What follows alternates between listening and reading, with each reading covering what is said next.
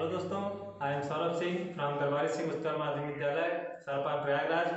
मैं आप लोगों को आगे पढ़ाऊंगा लाइट का, जहाँ तक हो गया था रिफ्लेक्शन ऑफ लाइट, उसके आगे बताऊंगा गोली दर्पण क्या होता है। गोली दर्पण आज आपको पढ़ाना है। तो गोली दर्पण आप ये समझ लीजिए, जैसे कोई कांच का कोई गोला हो, उसका कोई एक भाग उसको काट दिया जाए।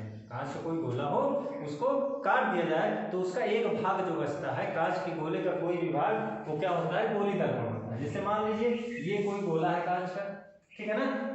अब हम इसको क्या करेंगे, इसको हम ये काट दिए, एक टुकड़ा इसका हम काट दिए, तो ये जो बचा हुआ है ये हमारा क्या हो जाएगा, ये हमारा हो जाएगा गोली दर्पण हो जाएगा, ठीक है ना। इसको हम क्या कहेंगे, गोली दर्पण, ठीक है ना। गोली दर्पण, दर्पण लगा इसका मतलब एक तरफ कांच होगा, दूसरी तरफ के कांच को हम कलाई कर देते हैं, ठीक है ना, पेंट कर देते हैं, ठीक है ना, तभी वो दर्पण बनता है, तभी वो दिखाई देता है हमको, ठीक है। देखिए गोली दर्पण, ये परिभाषा लिख दिया हूं मैं। वे दर्पण जो कांच के खोखले गोले के पृष्ठ का एक भाग होते हैं, गोली दर्पण कहलाते हैं। मतलब कांच के गोला है, उसका कोई एक भाग होगा तो क्या कहलाएगा, गोली दर्पण कहलाएगा, ठीक है। गोली दर्पण में पहली हेडिंग क्या है, दर्पण का ध्रुव। दर्पण का ध्रुव क्या होता है, गोली दर्पण के परावर्तक तल के मध्य बिंदु को दर्पण का ध्रुव कहते हैं। जैसे मान लीजिए हमारा गोली दर्पण है, ठीक है। अब इसका परावर्तक इधर इस एक तरफ कलई कर देते हैं, पेंट कर देते हैं, ठीक है। जैसे आप लोग शीशा वगैरह घर में यूज करते हैं ना, तो उसमें एक तरफ क्या होता है, कलाई की हुई होती है, एक तरफ हमको दिखाई देता रहता है। तो ये पीछे की तरफ है, कलाई की हुई है, ये हमारा परावर्तक तल होता है। जिधर हमको दिखाई देता है कोई चीज, उसको हम परावर्तक तल कहते हैं, ठीक है ना। तो इसका जो मध्य बिंदु होगा, जैसे मान लीजिए यहाँ पर इसका मध्य बिंदु है, ठीक है ना, इसको हम पी से दिखाते हैं, इसको हम क्या कहते हैं, दर्पण का ध्रुव है ये, ठीक है, दर्पण का ध्रुव है, क्योंकि ये गोली दर्पण का मध्य बिंदु है, परावर्तक तल इधर है इस साइड, ठीक है ना। ये क्या है, दर्पण का ध्रुव है, ठीक है।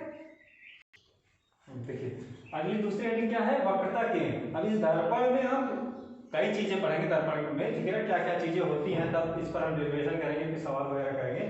तो अब दूसरा हेडिंग क्या है, वक्रता केंद्र। वक्रता केंद्र क्या होता है, गोली दर्पण जिस खोखले गोले के गोली पृष्ठ का भाग होता है, उसके केंद्र को दर्पण का वक्रता केंद्र कहते हैं। जैसे मान लीजिए गोली दर्पण है, एक हिस्सा है, ठीक है ना, तो ये कभी ना कभी गोला रहा होगा पूरा, ठीक है ना। मान लीजिए ये गोला पूरा गोला नहीं बन रहा, ठीक है ना, मान लीजिए गोला रहा होगा पहले पूरा, ये उसका एक भाग एक टुकड़ा है, तो ये जो गोला रहा होगा, कोई भी गोला होगा, ठीक है ना, उसका कहीं ना कहीं सेंटर होगा, केंद्र उसका कहीं ना कहीं होगा, ठीक है ना। तो ये जब ये मान लीजिए हमारा दर्पण है, दर्पण हमको इतना मिला हुआ है, ठीक है ना। उसके बाद ये कभी कभी मान लीजिए गोला रहा होगा वो, अब इसको तोड़ करके हम ये बनाए हैं, ठीक है, तो इसका जो केंद्र होगा वही इसका क्या हो जाएगा, वक्रता केंद्र हो जाएगा। मतलब इस गोले का भी जो पूरा गोला रहा होगा ये, तो इसका जो केंद्र रहा होगा उसी को हम क्या कहते हैं, वक्रता केंद्र कहते हैं। क्या कहते हैं, वक्रता केंद्र। ये हमारा क्या है, वक्रता केंद्र है, ठीक है ना। अब देखिए तीसरी हेडिंग क्या है, वक्रता त्रिज्या। वक्रता केंद्र हो गया, अब वक्रता त्रिज्या। गोली दर्पण जिस खोखले गोले के पृष्ठ का एक भाग होता है, उसकी त्रिज्या को हम क्या कहते हैं, वक्रता त्रिज्या कहते हैं। जैसे मान लीजिए कोई गोला है, तो इसकी क्या है, त्रिज्या क्या है, केंद्र से परिधि की दूरी, यही त्रिज्या कहलाती है। ये हमारे इसको क्या कहते हैं, परिधि कहते हैं। ये सब हम मैथ में पढ़ चुके हैं, ये परिधि है, ये हमारा केंद्र है, ठीक है ना। तो केंद्र से परिधि की जो दूरी होती है, इसको हम क्या कहते हैं, त्रिज्या कहते हैं, ठीक है ना। तो इस गोले का ये केंद्र है हमारा, तो कि ये परिधि है गोले की, ठीक है ना।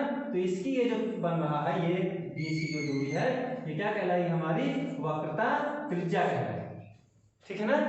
दर्पण का ध्रुव हो गया, मध्य बिंदु ठीक है ना। उसके बाद वक्रता केंद्र हो गया, उसके बाद क्या हो गई, वक्रता त्रिज्या हो गई। मतलब किसी भी गोले की परिधि तथा उसके केंद्र के बीच की दूरी क्या कहलाती है, त्रिज्या कहलाती है। तो उस दर्पण की जो त्रिज्या होगी वो क्या कहलाएगी, दर्पण की वक्रता त्रिज्या कहलाएगी, ठीक है।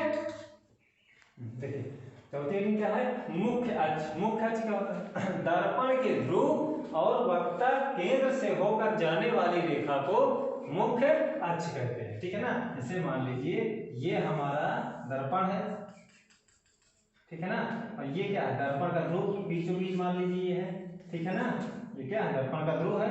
उसके बाद ये हमारा क्या है, मान लीजिए वक्रता केंद्र है ये, वक्रता केंद्र है ये, ठीक है ना। अब क्या कहें, दर्पण के ध्रुव और वक्रता केंद्र से होकर जो रेखा जाती है उसको हम क्या कहते हैं, मुख्य अक्ष कहते हैं। ये रेखा जाती है, ठीक है ना, ये हमारी क्या हो जाएगी, मुख्य अक्ष हो जाएगी। ये रेखा हमारी क्या हो गई, मुख्य अक्ष हो गई, ठीक है। ये अगले हेडिंग क्या है, मुख्य फोकस। मुख्य फोकस क्या होता है, गोली दर्पण के मुख्य अक्ष के समांतर आपतित होने वाली किरणें, जब मुख्य फोकस आपतित होने वाली किरणें दर्पण से परावर्तन के पश्चात, ठीक है ना, वो मुख्य अक्ष पर जिस बिंदु से होकर जाती है उसे हम मुख्य फोकस कहते हैं। जैसे मान लीजिए ये कोई दर्पण है हमारा, ठीक है ना, ये मुख्य अक्ष है, ये मुख्य अक्ष है। अब इस मुख्य अक्ष मान लीजिए AP है, इसके समांतर ये मान लीजिए किरणें क्या हो रही हैं, आपतित हो रही हैं, ठीक है ना, आपतित हो रही हैं। तो इस दर्पण से टकराने के बाद ये क्या होती है, परावर्तित हो जाती है किरणें। ये सारी किरणें क्या हो गई, परावर्तित हो गई। तो परावर्तित होने के बाद ये मुख्य अक्ष है, ये रेखा क्या है हमारी, मुख्य अक्ष है, तो प्रमुख कर देते हैं, ये मुख्य अक्ष है। इसमें इस बिंदु से होकर के सारी रेखाएं क्या होती है, परिवर्तित होकर के जा रही हैं। तो ये हमारा यही बिंदु क्या कहलाता है, मुख्य फोकस या फोकस कहलाता है, ठीक है ना। और दर्पण के ध्रुव और मुख्य फोकस के बीच की दूरी को हम कहते हैं फोकस दूरी।